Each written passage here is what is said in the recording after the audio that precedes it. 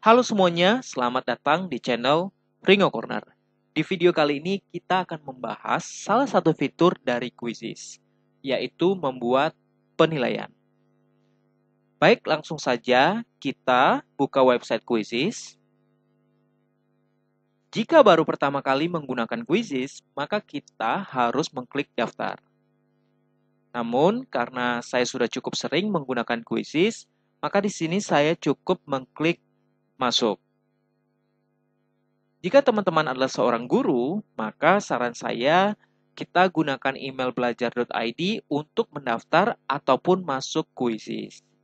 Mengapa demikian? Itu karena dengan menggunakan akun belajar.id, kita dapat mengakses fitur Quizizz dengan lengkap dibandingkan ketika kita menggunakan email biasa. Contohnya, ketika menggunakan email biasa, kita hanya bisa mengakses 7 tipe soal. Sementara, jika kita menggunakan akun belajar.id, kita bisa menggunakan hingga 18 tipe soal. Luar biasa ya teman-teman. Nah, karena itu, di sini saya masuk dengan menggunakan akun belajar.id.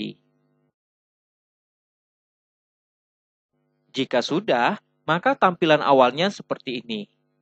Mungkin tampilannya akan sedikit berbeda bagi teman-teman yang baru pertama kali menggunakan Quizizz. Ada beberapa menu yang dapat kita lihat di sisi kiri, yaitu menu cari, perpustakaan, hasil, kelas, diferensiasi, dan Quizizz AI.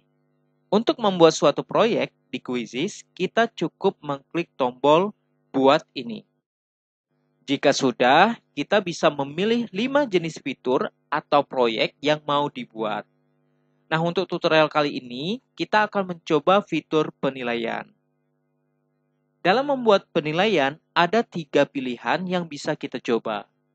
Pertama, kita bisa mengupload lembar pertanyaan yang sudah kita buat sebelumnya. Kedua, kita dapat membuat langsung di Quizizz dengan menggunakan AI Quizizz. Atau yang ketiga, kita dapat membuat penilaian dari awal di Quizizz. Nah, untuk kali ini saya coba memilih cara yang ketiga. Karena saya menggunakan akun belajar.id, saya dapat menggunakan 18 jenis soal secara gratis. Luar biasa ya teman-teman. Baik, sekarang mari kita coba gunakan beberapa jenis soal. Mungkin yang pertama kita gunakan tipe soal pilihan ganda.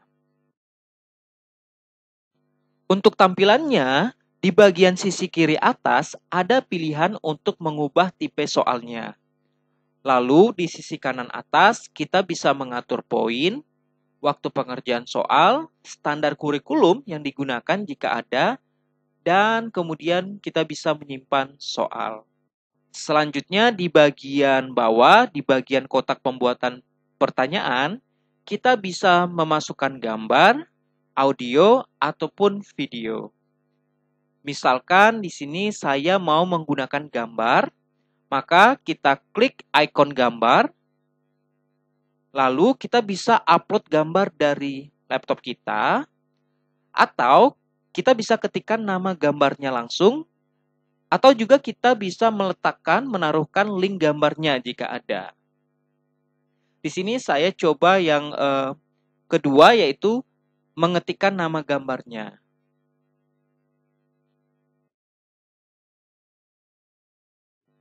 Jika sudah, kita bisa ketikkan pertanyaannya, dan kemudian kita berikan opsi jawabannya. Karena ini pilihan ganda, jangan lupa berikan tanda centang pada opsi jawaban yang benar.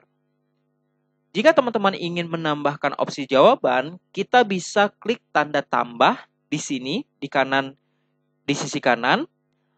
Lalu jika jawabannya lebih dari 1, kita bisa klik tombol beberapa jawaban yang benar ini dan berikan tanda centang pada opsi jawaban yang benar. Nah, jika semuanya sudah selesai, kita klik tombol Save Question, menyimpan soal. Baik teman-teman, selanjutnya mari kita coba buat soal dengan tipe yang berbeda.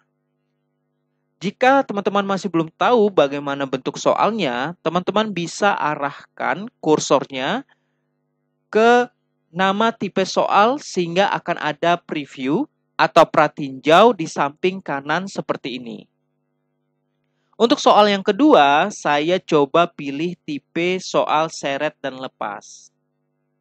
Untuk tipe seret dan lepas, kita dapat mengklik tanda kosong untuk tempat jawabannya. Misalkan pertanyaannya adalah, sapi adalah hewan herbivora. Jika kita mau herbivora adalah jawaban dari soalnya, maka kita bisa membuatnya seperti ini. Sapi adalah hewan, lalu kita klik tambah kosong di sini. Jika sudah, maka kita klik tanda panah, kemudian kita klik tambahkan pada opsi salah. Misalkan karnivora. Lalu klik tanda panah lagi. Jika soalnya sudah selesai, kita cukup klik Save Question. Nah, gampang ya teman-teman. Baik, yang selanjutnya yang terakhir, soal yang ketiga mungkin kita coba soal tipe mengkategorikan. Sesuai dengan namanya, tipe soal ini meminta kita mengelompokkan beberapa pilihan jawaban berdasarkan kategorinya. Misalkan soalnya tentang hewan karnivora, herbivora, dan omnivora. Ada 3 kategori. Maka kita bisa berikan kategorinya dulu. Lalu jangan lupa berikan instruksi soalnya. Kelompokkan hewan-hewan berikut berdasarkan kategorinya yang tepat. Selanjutnya kita klik tambahkan opsi jawaban. Di sini saya mau pakai gambar, maka kita bisa klik ikon gambar.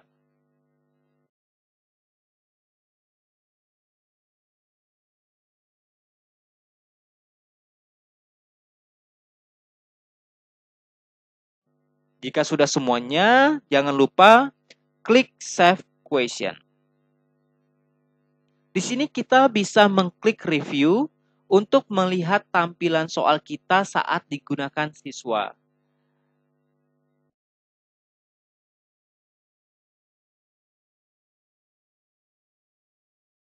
Nah, jika sudah dirasa sesuai, kita bisa mengklik tombol simpan di pojok kanan atas. Di sini kita juga diminta memberikan informasi terkait soal yang kita buat. Jika kita ingin kuis ini memiliki tampilan foto, maka kita bisa klik di sini.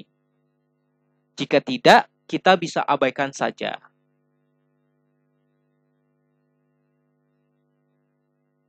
Jika sudah sampai tahap ini, maka penilaian yang kita buat sudah selesai dan bisa kita gunakan. Nah, untuk menggunakan kuis yang kita buat, kita bisa klik mainkan sekarang. Lalu kita bisa memilih beberapa mode penyajian kuis yang kita inginkan. Jika teman-teman belum tahu tentang mode-modenya, teman-teman bisa mengklik setiap modenya, lalu akan ada penjelasan untuk masing-masing mode tersebut. Nah, misalkan di sini saya menggunakan mode yang paling populer mungkin mode klasik, maka kita klik tombol mulai.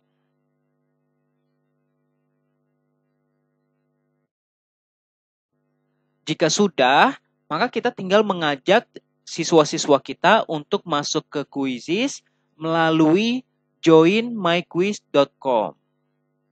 Lalu kita minta mereka untuk menginputkan kode yang ditampilkan pada layar yang berupa angka ini.